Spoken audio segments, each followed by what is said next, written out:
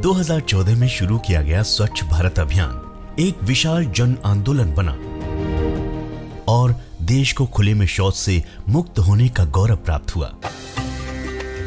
अब अगले चरण में ODF प्लस और संपूर्ण स्वच्छता के लक्ष्य को हासिल करना है। ODF स्थायित्व को बनाए रखने के लिए शौचालयों के नियमित उपयोग व्यवहार को अपनाना, शौचालय का सही रखरखाव, सही निर्माण तकनीक और मल का समयानुसार समुचित प्रबंधन जैसी चुनौतियों को फीकल स्लज मैनेजमेंट अर्थात मलीय कचरा प्रबंधन के उपायों को अपनाकर समाधान किया जा सकता है। FSM चेन एक सुरक्षित समाधान है और स्वच्छ कल का वादा भी रखती है। इसमें सबसे पहले शामिल है घरेलू स्तर पर मल का सुरक्षित नियंत्रण। इसके पश्चात पिट के भर जाने पर उसको मशीन की सहायता से खाली करवाना, एकत्रित कचरे को उपचार सुविधा तक पहुंचाना, सुरक्षित निपटान या पुनः उपयोग के लिए कचरे का उपचार करना। यहां तक कि उपचारित कचरे के उपयोग से आमदनी भी संभव है, जिससे फीकल स्लज ट्रीटमेंट प्लांट को चलाने में सहायता मिल सकती है। लेकिन याद रखें कि सभी शौचालय में FSM की आवश्यकता नहीं होती। आइए समझते हैं कि गांव को अपने सभी नागरिकों के लिए सुरक्षित स्वच्छता कैसे सुनिश्चित करनी चाहिए। शौचालयों के गड्ढों में एकत्रित मल के सुरक्षित निपटान के अलग अलग विकल्प हैं, जैसे कि एक गड्ढे वाले टॉयलेट को 2 गड्ढों में बदलना। अगर किसी कारण वो 2 गड्ढों में ना हो पाए तो उन्हें सेप्टिक टैंक की ही तरह एक गड्ढे वाले शौचालयों को भी मशीन से खाली करना पड़ता है। वहीं ट्विन पिट शौचालय न केवल खाद प्रदान करते हैं बल्कि खर्च पर भी बचत करते हैं। सिंगल पिट वाले जो हमारे शौचालय बने हुए हैं उसमें बहुत भारी परेशानियां होती है।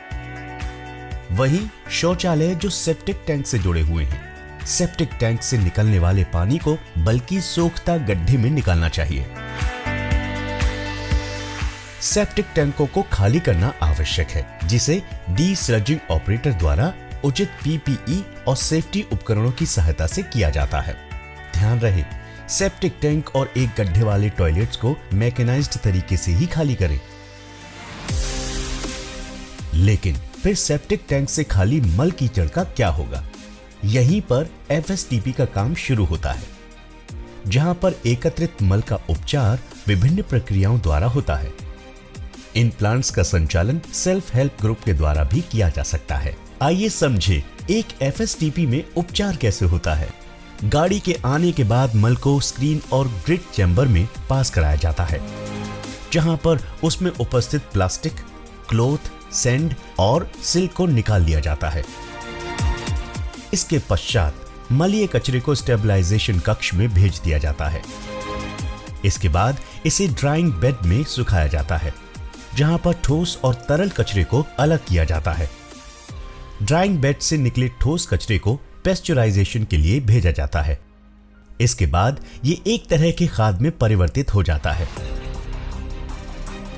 वहीं पर ड्राइंग बेड से निकले तरल कचरे अर्थात लिक्विड को एनारोबिक फिल्टर तथा प्लांटेड ग्रेविल फिल्टर की सहायता से साफ करके ट्रीटेड वाटर टैंक में कलेक्ट कर लिया जाता है, जिसका पुनः उपयोग होता है। ध्यान रहे, शहरों से 10 से 15 किलोमीटर तक की दूरी वाले गांव का मल शहरों में बने FSTP या STP पर ही ट्रीट होगा। इसके लिए अर्बन रूरल कन्वर्जेंस पर खास ध्यान देना है। इसमें उपचार व्यवस्था के साथ साथ दूसरे पहलू जैसे कि कॉल सेंटर बनाना, प्राइवेट ऑपरेटर का रजिस्ट्रेशन और उनकी मॉनिटरिंग भी शामिल होनी चाहिए। पहले यहाँ उपलब्धियां नहीं थी, पर FSTP के बनने के बाद हमारे पास टोल फ्री नंबर भी हैं। इस नंबर पर कॉल करने के 2 से 3 घंटे में गाड़ी मल इकट्ठा करने आ जाती है। इस FSTP प्लांट से हमारा जीवन संवर गया है।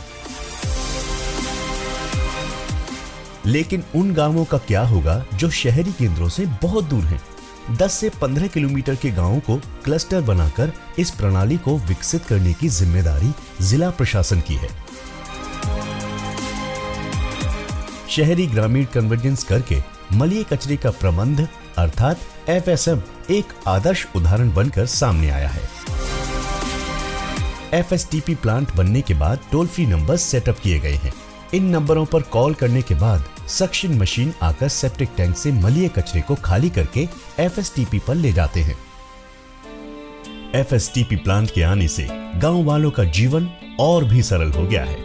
यानी शौचालय दुरुस्त तो बीमारियों से मुक्त और ओडीएफ से हमेशा का नाता। समाधान दरवाजे पे दस्तक दे रही है, एक सुनहरे और बेहतर कल के वादे के साथ।